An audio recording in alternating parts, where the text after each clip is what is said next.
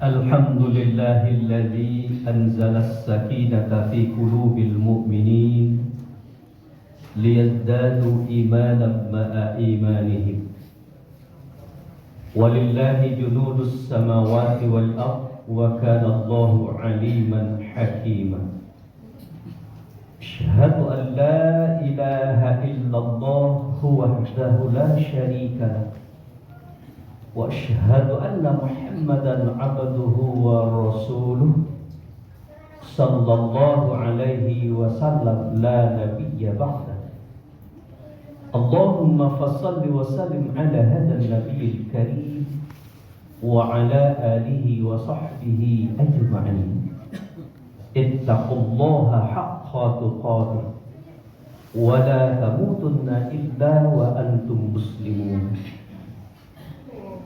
فقال الله تعالى في القرآن الكريم نعوذ بالله من الشيطان الرجيم بسم الله الرحمن الرحيم تبارك الذي بيده الملك وهو على كل شيء قدير الذي خلق الموت والحياة ليبلوكم أيكم أحسن عملا وهو العزيز الغفور صدق الله العظيم.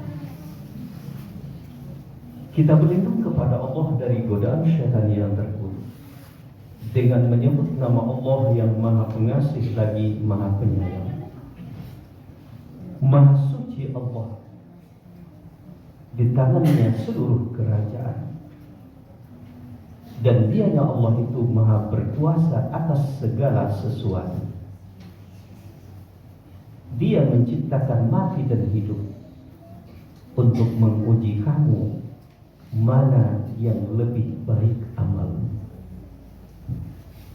Allah Maha Perkasa lagi Maha Pengampun. Maha benar Allah dengan firman-Nya surah Al-Mulk ayat 1 dan 2. Bapak-bapak, saudara-saudara jamaah Jumat kamu Allah yang berbahagia.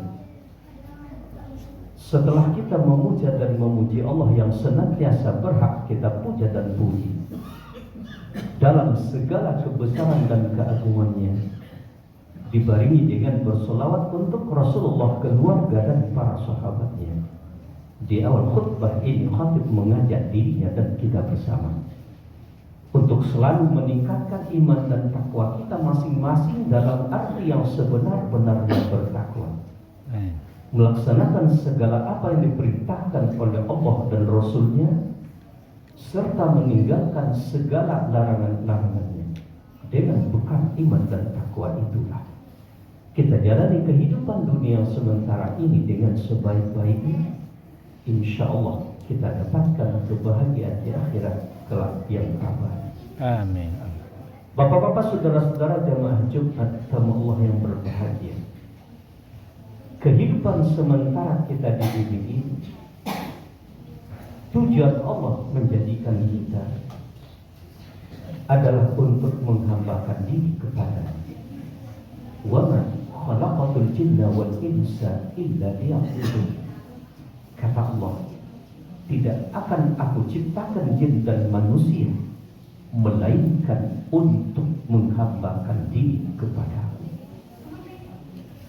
Bapak-bapak, saudara-saudara jamaah Jumat kamu Allah yang berbahagia, penghambaan diri kepada Allah telah diatur oleh Allah dan Rasul-Nya supaya kita berbuat amal dengan sebaik-baiknya dan tidak bisa menurut akal pikiran kita saja dan tidak bisa menurut keinginan dan pendapat kita.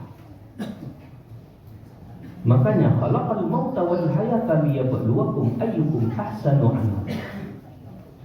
Allah jadikan hidup mati, Allah jadikan hidup adalah untuk menguji kamu mana yang lebih baik amalnya.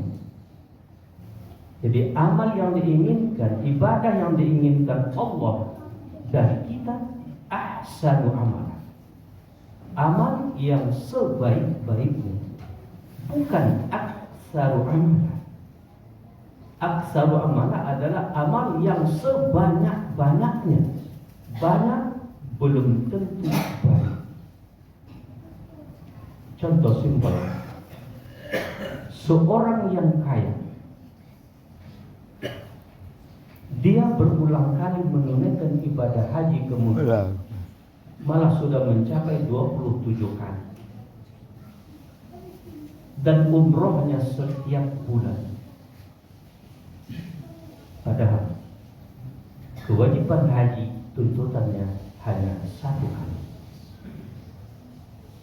Umroh adalah sunnah, bukan wajib. Yang wajib itu adalah menyantuni orang miskin yang ada di sekeliling kita dengan kelebihan harta yang diberikan Allah kepada kita. Menyantuni anak yatim yang butuh uluran tangan di sekitar kita, itu adalah wajib. Makanya ada ara'aita alladhi yukadzibu bid-din fadzalika alladhi yad'u al-yatim wa la yahuddu 'ala ta'amil miskin. Tetapi kenapa berbanding terbalik? Karena mereka tidak mencari ahsanu amalan, tapi mencari aksanu amalan. Bapak-bapak, saudara-saudara jamaah Jumat atau yang berbahagia, kita contohkan sebuah ibadah. Ibadah yang paling utama dibebankan kepada kita oleh Allah adalah sholat. Saking utamanya ibadah sholat, perintahnya tidak diterima di bumi, tetapi diterima di Sidratil Muntaha. Seluruh ibadah selain sholat adalah di bumi melalui Jibril, tapi sholat adalah langsung kepada Rasulullah, kendati pun Jibril yang membawa Rasulullah berhadapan dengan Allah.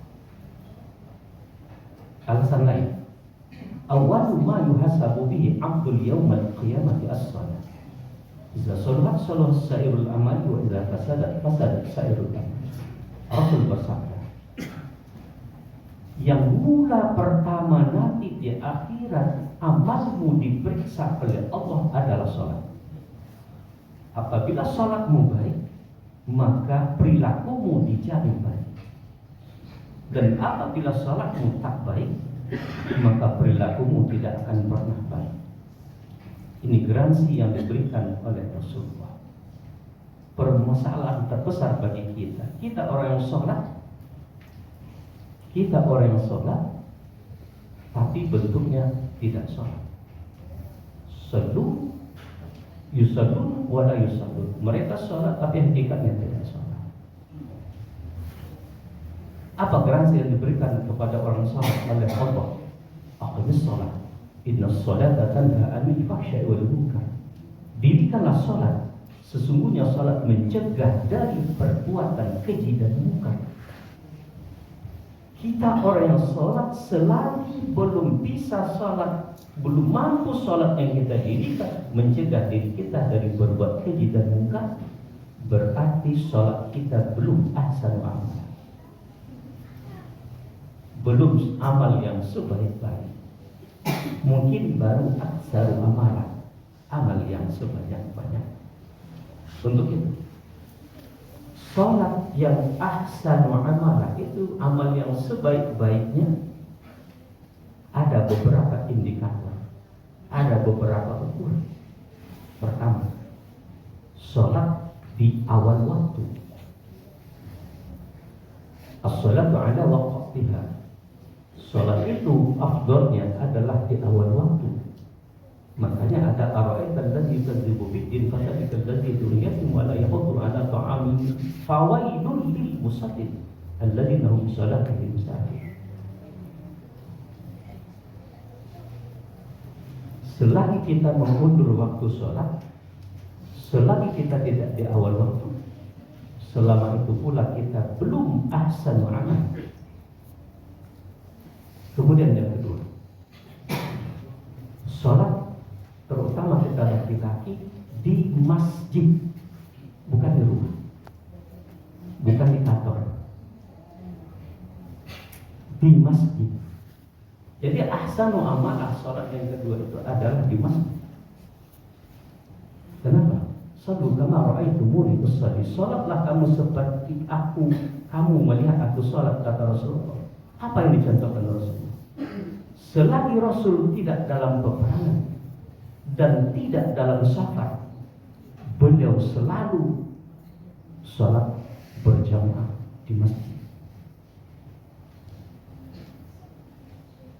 Nah, sementara rumah kita tak berapa jarak dari masjid, maka kita sholat di rumah yang lebih sering daripada di masjid. Di mana-mana ada masjid dalam jarak 500 meter, tapi kita tetap sholat di kantor atau di masjid. Apabila itu yang terjadi, maka kita belum ahsanu amal.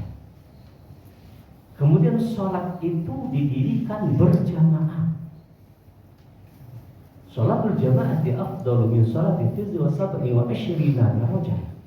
Sholat berjamaah itu keutamaannya dibanding sholat sendiri adalah 27 derajat.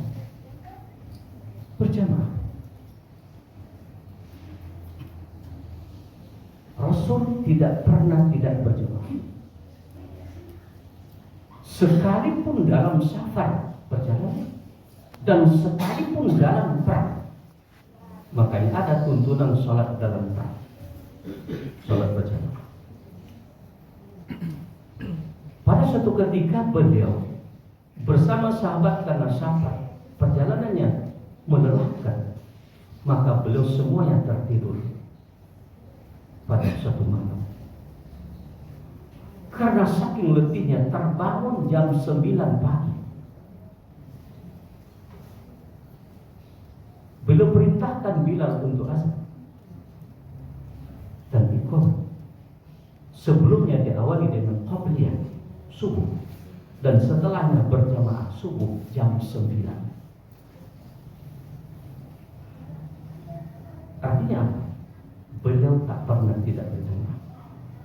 Ini yang dicontohkan kepada kita. Selagi kita mengabaikan sholat berjamaah, selama itu pula sholat kita belum akan jadi ahsanu amalan. Apabila sholat kita tidak ahsanu amalan, tidak ada jaminan untuk membentengi kita dari tanda al-fahsya wal munkar. Cukupkah sampai di situ?